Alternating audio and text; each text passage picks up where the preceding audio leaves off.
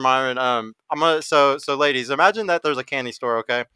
And when y'all turn 18 years old, y'all get into this candy store. Y'all can do whatever y'all want in here. Y'all can eat as much candy as y'all fucking want. The guys, they get into the same candy store, but they don't get into that candy store for a decade. It takes them a whole decade or 12, 15 years, and then they're waiting in line. So they're all waiting in line, and they're seeing the girls having fun in the candy store. They see the guys after, like, they make it after 10 years, whatever. They get in the candy store, and they start eating up the candy and stuff like that. They're ruining their buddies on, yeah, let's fucking go. Go eat that fucking candy, bro. You did it, Like, you made it. Like, we're all trying to get there. Like, you fucking did it. The thing is, though, like, the like when a guy does that, when a guy goes and has sex, when he turns 30 or 35 and he hits his peak and he's able to actually go and have all that fun and have all that sex and stuff, we like to shame those guys and say, why are you eating all that candy? Stop eating all that candy. Like, why are you doing that? Why You you eating the shouldn't. Tootsie Yeah, Rolls? why are you splurging so hard?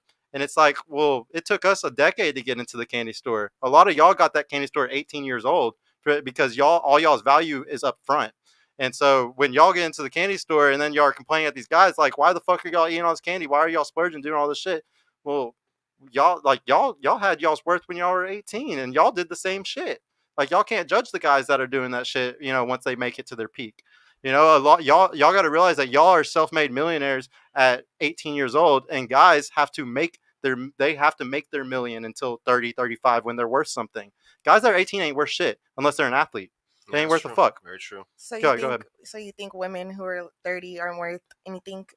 They're definitely worth a lot less. This is an interesting thing you just said, that he said women over 30 are not worth anything.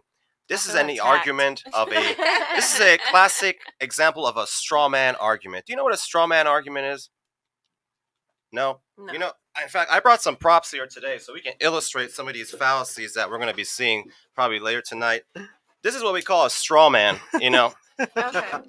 A straw man is basically, you take someone's argument, you ignore it, and then you say that they said something they never really said. You build a little straw man, and you just keep attacking the straw man. Sergio, did you This say women distraction. over 30 are not worth anything? No, I did not. You didn't say that? I did Well, that not. sounds like a guys. straw man. You said guys we're going to put a find little their straw worth. man here.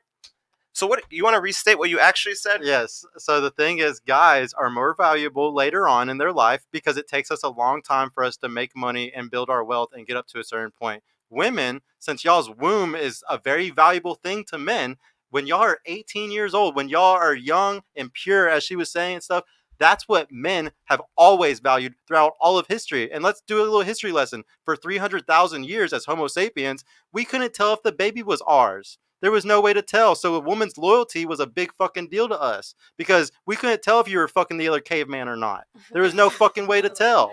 We really give a fuck about loyalty. So that's why y'all are so worth so much when you're 18, when you're young, and we're not worth a fuck. Like, we ain't worth shit. But a There, lot of y'all women can don't get know on a that yacht at at 18, 19. I'm never gonna get a yacht at 18, 19. What'd you say? A lot of women don't know that at 18. Yeah, Right. well, y'all know it intrinsically. Like, it's a very not like your family teaches it to you from a young age. Protect your fucking purity. Protect this Oh, shit. yeah. Protect your vagina. It's very much taught in society and everything. But when you have feminism, when you have Cardi B, when you have all these people preaching that pussy is power, and my ability to fucking go get a bag off of my pussy and do all this shit is like cool and awesome, then you have a fucking backward society Right. that's very confused and trying to make shit work when. How can you make shit work when the entire society? You know how many guys get canceled or lose their jobs over the shit that I talk about on this show? Yes. I started this shit because I was in a privileged position that most men weren't in to be able to speak this shit without losing a job or something.